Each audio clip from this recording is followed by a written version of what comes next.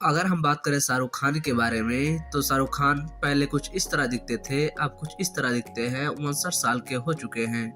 वहीं अगर हम बात करें अमिताभ बच्चन के बारे में, तो अमिताभ बच्चन पहले कुछ इस तरह दिखते थे, अब कुछ इस तरह दिखते हैं, 81 साल के हो चुके हैं। वहीं अगर हम बात करें सलमान खान के बारे में, तो सलमान खान पहले कुछ इस तरह दिखते थे, अब कुछ इस तरह दिखते हैं, 59 साल के हो चुके हैं।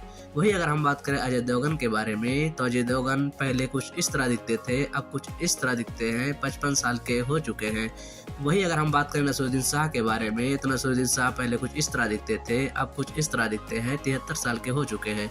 वहीं अगर हम बात करें आमिर खान के बारे में, तो आमिर खान पहले कुछ इस तरह दिखते थे, अब कुछ इस तरह दिखते हैं, 59 साल के हो चुके हैं। वहीं अगर हम बात करें अनिल कपूर के बारे में, तो अनिल कपूर पहले कुछ इस तरह दिखते थे, अब कुछ इस तरह दिखते हैं, 67 साल के हो चुके हैं। वहीं अगर हम बात करें गोविंदा के बारे में, तो गोविंदा पहले कुछ इस तरह दिखते थे, अब कुछ इस तरह दिखते हैं, 61 साल के हो चुके हैं।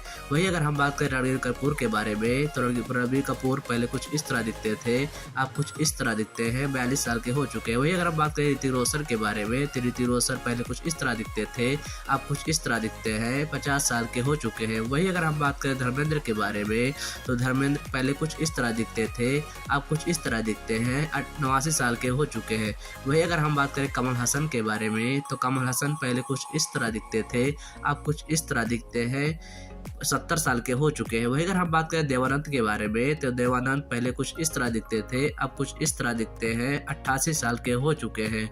वहीं अगर हम बात करें जैकी श्रॉफ के बारे में, तो जैकी श्रॉफ पहले कुछ इस तरह दिखते थे, अब कुछ इस तरह दिखते हैं, 67 साल के हो चुके हैं। वहीं अगर हम बात करें मिथुन चक्रवर्ती के बारे में, तो मिथुन चक्रवर्ती पहले कुछ इस तरह दिखते थे, अब कुछ इस तरह दिखते हैं, 74 साल के हो चुके हैं।